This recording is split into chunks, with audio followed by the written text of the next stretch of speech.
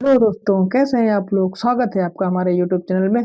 और आज हम लोग पढ़ने जा रहे हैं क्रेश कोर्स के अंतर्गत भारतीय राज्य व्यवस्था में एक प्रस्तावना। तो प्रस्तावना जो संविधान की ही जन्म कुंडली या जन्म पत्री है, ठीक है। और ये किसने कहा है? के एम मुंशी जी ने कहा है, ठीक है। जैसे हमारी जन्म कुंडली होती है, हमारे बारे में सब कुछ बताती है, ऐसे जो प्रस्तावना है इसको पढ़ के ही आदमी जान जाएगा कि संविधान इनका कैसा है, ठीक है। प्रस्तावना संविधान का परिचय पत्र है और ऐसा है पाल एन ए पालखीवाल ने कहा है, ठीक है। तो किसी ने जन्म पत्री कह दिया है, तो किसी ने उसको परिचय पत्र कह दिया है, तो ये आपको ध्यान रखना है। प्रस्तावना संविधान की आत्मा है, तो ये ठाकुर दास भार्गव जी ने कहा है, ठीक है। तीन आप कॉन्सेप्ट जो है इनके बारे में याद रखिएगा। तो प्रस्तावना जो है इसको उद्देशिका भी कहते हैं, और इसमें लिखा क्या है? हम भारत के लोग, ठीक है। कौन? भारत के रहने वाले लोग भारत को एक संपूर्ण प्रभुत्व संपन्न, ठीक है, यानी जो भारत है स्वतंत्र है, वो किसी पे आश्रित नहीं है। ऐसा नहीं कि वो अमेरिका के कहने पे कोई निर्णय लेगा या वो करेगा, ठीक है। समाजवादी यानी अपने देश के सभी लोगों के लिए, ठीक है। पंथ निर्मित, इसका अपना कोई धर्म नहीं है। लोकतंत्रात्मक है क्योंकि सरकार लोगों के द्वारा चुनी जाती है, ठीक है। और गणराज्य है क्योंकि इसमें यहाँ पर वंशानुगत कोई भी पद नहीं है, ठीक है। समस्त नागरिकों को जो न्याय, देखो, सामाजिक, आर्थिक और राजनीतिक, यानी तीन प्रकार के न्याय की बात की गई है, ठीक है। तो आपसे पूछा जा सकता है कि संविधान में, देखो इतना बढ़िया है, इतना कौन डिटेल आपको पढ़ाए, मतलब पृथक करके पढ़ाएगा, ठीक है। आप केवल यदि प्रस्तावना पढ़ेंगे तो आप खुद से सोचेंगे कि ये कितनी न्याय है, कौन सी न्याय है ना। तो देखो इसमें दिया हुआ है सामाजिक, आर्थिक और राजनीतिक जो है उन न्याय की बात की गई है, ठीक है। ठीक है, तो इसमें पहले भारत क्या है? संपूर्ण प्रभुत्व संपन्न है, समाजवादी है, पंथ निरपेक्ष है, लोकतंत्रात्मक है और गणराज्य, ठीक है। ठीक है, लोकतंत्र गणराज्य चुनकर हम अपने मन का नेता चुनते हैं, उसी को बोलते हैं, ठीक है। विचार, अभिव्यक्ति, विश्वास, धर्म, उपासना की स्वतंत्रता दी गई है। तो आपको न्याय जो दिए गए थे, तीन दिए गए थे, और जो आपको स्वतंत्रता दी गई है वो पांच दी गई है। तो पांच स्वतंत्रता कौन सी है? विचार की, यानी आप बोल सकते हैं। अभिव्यक्ति यानी आप कोई चीज को अभिव्यक्त कर सकते हैं। विश्वास यानी आप किसी पे भी विश्वास कर सकते हैं। धर्म, आपका धर्म, किसी भी धर्म को मान सकते हैं। और उपासना, आप किसी भी भगवान को उसकी उपासना कर सकते हैं। तो ये पांच स्वतंत्रताएं आपको दी गई हैं, याद रखिएगा। क्वेश्चन पूछ सकता है कि निम्नलिखित में से कौन से एक संवैधानिक स्वतंत्रता नहीं है, ठीक है। ठीक है। और जो आपको प्रतिष्ठा और अवसर की समता प्राप्त, ठीक है। तो प्रतिष्ठा और अवसर में समानता है, ठीक है, प्राप्त करने के लिए था उन सब में व्यक्ति की गरिमा और राष्ट्र की एकता अखंडता सुनिश्चित करने वाली बंधुता बढ़ाने के लिए दृढ़ संकल्प होकर अपनी इस संविधान सभा में आज तारीख 26 नवंबर 1949 को मित्र मार्ग शुल्क सप्तमी संवत 2006 विक्रमी को इतायत द्वारा इस संविधान को अंगीकृत या अधिनियमित आत्म अर्पित करते हैं। तो ठीक है, तो ये शब्द है अंगीकृत। अंगीकृत आता है पूछने के लिए, तो लोग कंफ्यूज हो जाते हैं कि लागू हुआ और अंगीकृत। अंगीकृत को मतलब उन्होंने अपना लिया, कि जैसे हम आपको पेश कर रहे हैं, ठीक है। लागू करने वाला था कि जो इसमें नियम कायदा कानून है वो आपको 26 जनवरी से लागू हुए थे 1950 से, ठीक है। अब देखिए उद्देशिका का उद्देश्य क्या होता है। उद्देशिका से पता चलता है कि संविधान के प्रतिकार में मूल स्रोत भारत की जनता है, ठीक है। तो मूल स्रोत कौन है, ये क्वेश्चन पूछा जाता है कि कौन है मूल स्रोत? तो भारत की जनता है। उद्देशिका में उन सभी अधिकारों और स्वतंत्रता की घोषणा की गई है, तो अधिकारों की और स्वतंत्रता की घोषणा की गई है जिन्हें संविधान निर्माताओं ने नागरिकों के लिए सुनिश्चित करने की इच्छा व्यक्त की है, ठीक है। तो ये आप लिख भी सकते हो, ठीक है। संविधान की उद्देशिका में अब तक केवल एक ही बार संशोधन किया गया है, और वो 42वें संशोधन 1976 के तहत संविधान की उद्देशिका में तीन जो नए शब्द थे, पंथ निरपेक्ष, अखंडता और समाजवादी, जोड़े गए थे। तो ये प्रश्न बहुत बढ़िया बनता है कि कौन से शब्द नहीं जोड़े गए थे या कौन से शब्द नहीं है। तो पंथ निरपेक्ष ध्यान रखना है, ठीक है, अखंडता और समाजवादी, ठीक है। आगे हम लोग देख लेते हैं तो उद्देशिका की शब्दावली क्या है। देखो शब्दावली, प्रभुत्वता संपन्न, इसका अर्थ है भारत संपूर्ण प्रभुत्व संपन्न राष्ट्र है, अर्थात भारत अपने आंतरिक बाह्य मामलों में किसी भी विदेशी शक्ति का गुलाम नहीं है। मैंने आपको बताया कि अमेरिका थोड़ी डिसाइड करेगा कि मोदी जी क्या करेंगे, ठीक है। मोदी जी चाहेंगे, जब चाहेंगे पाकिस्तान पे हमला कर सकते हैं। अमेरिका से उनको पूछने की जरूरत नहीं है। वो एक अलग बात है कि सूचित करना जरूरी होता है, ठीक है। बड़े भाई से पंगा नहीं लिया जाता है, लेकिन ले सकते हैं, ऐसी बात नहीं। लोकतांत्रिक का मतलब है भारत एक लोकतांत्रिक गणराज्य है, ठीक है। केवल उन्हें शासकों को सरकार चलाने का अधिकार होगा जो भारत के लोगों द्वारा निर्वाचित हैं। अब ऐसा नहीं है कि राजा का बेटा ही राजा बनेगा, नहीं नहीं, जनता यदि चाहेगी तो राजा का बेटा राजा बनेगा, ठीक है। अब राहुल गांधी का देख लो, वो प्रधानमंत्री के बेटे हैं, लेकिन जनता उनको प्रधानमंत्री नहीं बना रही। इसी को कहते हैं लोकतांत्रिक गणराज्य, ठीक है। अच्छे से समझ रहे होंगे आप। मैं भी कहाँ आपको पढ़ा रहा हूँ यार, आप तो पढ़ने वाले लोग हैं सब। चलिए ठीक है, दोस्त के साथ डिस्कस कर रहे हैं, ये क्या था, ग्रुप डिस्कशन है। आप सब लोग अपना अपना यूट्यूब लेके बैठे होंगे, मैं आपको बता रहा हूँ, आप सुन रहे हैं, तो ये ग्रुप डिस्कशन हो गया, ठीक है। आपको कोई चीज अच्छी लगती है तो आप कमेंट में बोल दीजिएगा हमसे, कोई चीज बेकार लगती है तो कमेंट में बोल दीजिए।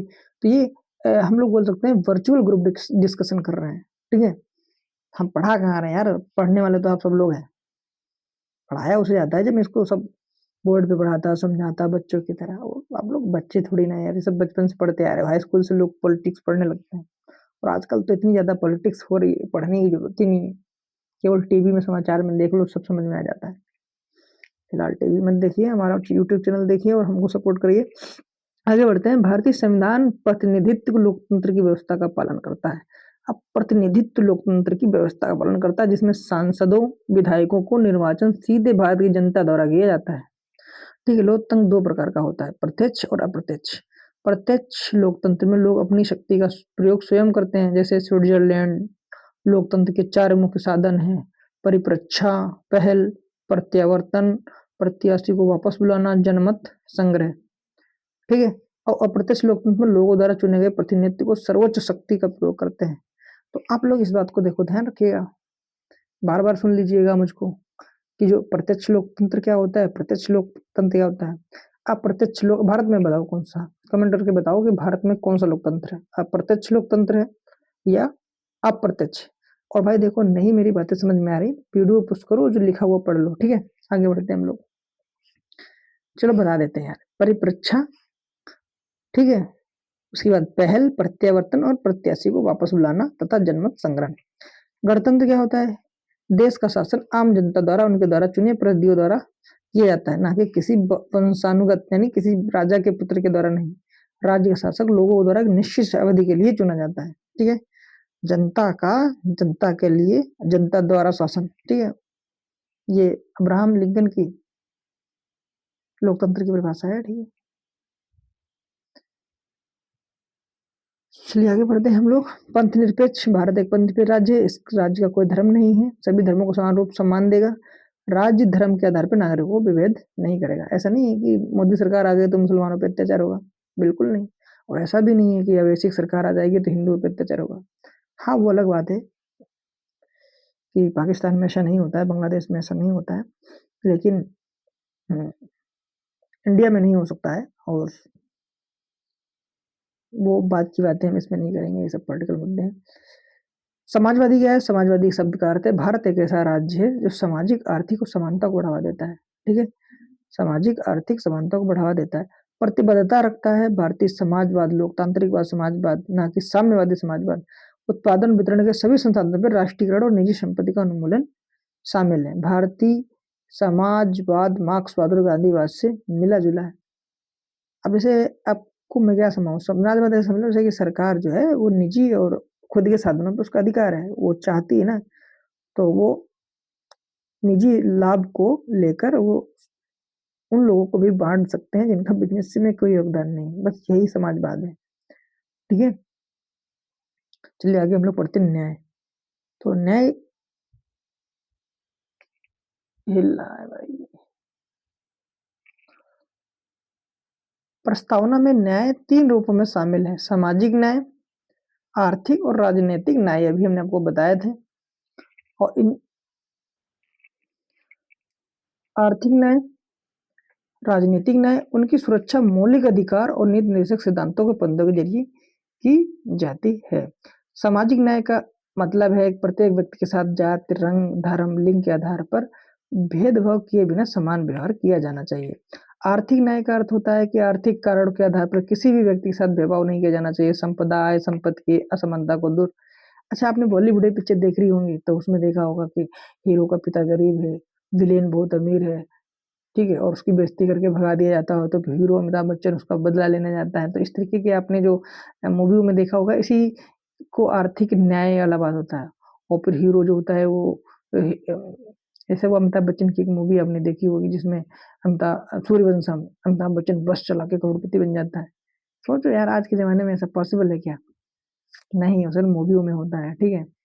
तो उसी आधार पे आप भेदभाव नहीं कर सकते गरीब दुनिया को, ठीक है। राजनीतिक न्याय का मतलब है प्रत्येक व्यक्ति को समान राजनीतिक अधिकार प्राप्त होंगे, चाहे राजनीतिक दफ्तर में प्रवेश की बात हो, सरकार तक पहुंचने का अधिकार हो। जैसे आप क्या है, ऐसा नहीं है कि आप यदि योग्यता रखते हैं तो आप भी प्रधानी के चुनाव लड़ सकते हैं, आप भी विधायक बन सकते हैं, ठीक है। तो ऐसा नहीं है कि केवल यही लोग बन सकते हैं, ठीक है। आप भी अपना चुनाव लड़के आप विधायक बन सकते हैं भाई, बहुत बड़ी बात होती है। सामाजिक, आर्थिक, राजनीतिक, इन तीनों न्याय को 1917 की जो रूसी क्रांति हुई थी वहां से लिया गया। बस यही, ये देखो कुछ इंपोर्टेंट पॉइंट होते हैं बस एग्जामिनर यहीं पे आपको फंसा लेता है। एक तो सन पूछ लेता है और रूसी क्रांति, उसमें क्रांति दे देगा। और मैं इंपोर्टेंट लिख दूं, समझ लो ये एग्जाम डायरेक्ट से आपको फंसा सकता है। समता क्या? समता का अर्थ है समाज के किसी वर्ग के विशेष अधिकार अनुपस्थित बिना किसी भेदभाव के प्रत्येक व्यक्ति के साथ समान अवसर है, ठीक है। ऐसा नहीं है कि कोई बड़ा है, कोई राजा है या फिर कोई उच्च जाति का है, कानून के नजर में सब समान होते हैं, ठीक है। उद्देशिका संविधान का भाग होने पर विवाद। अब देखो, उद्देशिका को संविधान का भाग है कि नहीं है, इस पे बहुत विवाद हुए हैं। तो उन विवादों को हम लोग देख लेते हैं और ये ध्यान रखते हैं हम लोग। तो पहला विवाद आया था, वो वेरूवारी यूनियन मामला आया था 1960 में, ठीक है। और क्यों आया था इसके लिए बहुत डिटेल में वीडियो बनाएंगे, तब हमको आप पढ़ाएंगे, कतई समझा देंगे, दिमाग में बैठा देंगे आपको, ठीक है। इस सर्वोच्च न्यायालय ने माना कि प्रस्तावना की संविधान का अंग नहीं है। अंग नहीं है, देखो इसके पीछे क्या कारण हो सकते हैं, लेकिन यह सहमत प्रकट की गई प्रस्तावना संविधान निर्माताओं की मन की कुंजी। क्या है उसकी? मन की कुंजी, ठीक है। अब यहाँ पे और प्रश्न आ जाएगा कि किस विवाद में माना गया था कि संविधान निर्माताओं की मन की कुंजी है प्रस्तावना? तो ये बेरूवाड़ी यूनियन मामला जो 1960 में हुआ था उसमें माना गया था, ठीक है। लेकिन इसमें क्या है, अंग नहीं माना है संविधान का, ठीक है। बस इतना ध्यान रखो, मन की कुंजी है, अंग नहीं है, ठीक, बस इतना ध्यान रखो। कहते नहीं मन का विवाद है, असली में हम दोस्त हैं। केशववाद भारती बनाम केरल जो हुआ 1973 वाला, इस दौरान सर्वोच्च न्यायालय ने 1960 के पूर्ण निर्णय को निरस्त कर दिया और स्पष्ट कर दिया कि नहीं, प्रस्तावना तो संविधान का भाग है। संसद के संशोधन करने की शक्ति का विषय इस प्रकार है कि अन्य प्रावधान ने कहा गया यदि इसकी जो मूलभूत ढांचा नष्ट किया ना जाए तो इसमें संशोधन किया जा सकता है। तो यदि इसमें संशोधन किया जा सकता है तो इसका मतलब पहले वाले में संशोधन नहीं किया जा सकता है।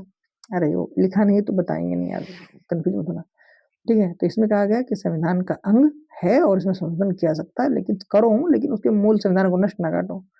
पेड़ है तो उसको काटो, ऐसा ना काटो कि वो सूख जाए जड़ से, ऐसा काटो कि वो हरा भरा रहे, ठीक है। ऐसा समझ लो तुम।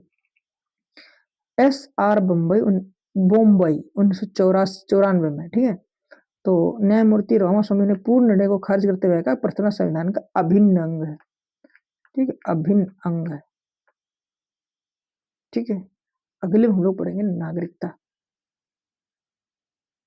ये दोस्तों 15 मिनट का वीडियो है, यानी आप लोग सेकंड स्पीड में देखेंगे तो 7.5 मिनट का वीडियो है, और 7.5 मिनट में आपने पूरी प्रस्तावना को उसके जो भी शब्दावली थो समझते हुए आपने पढ़ लिया।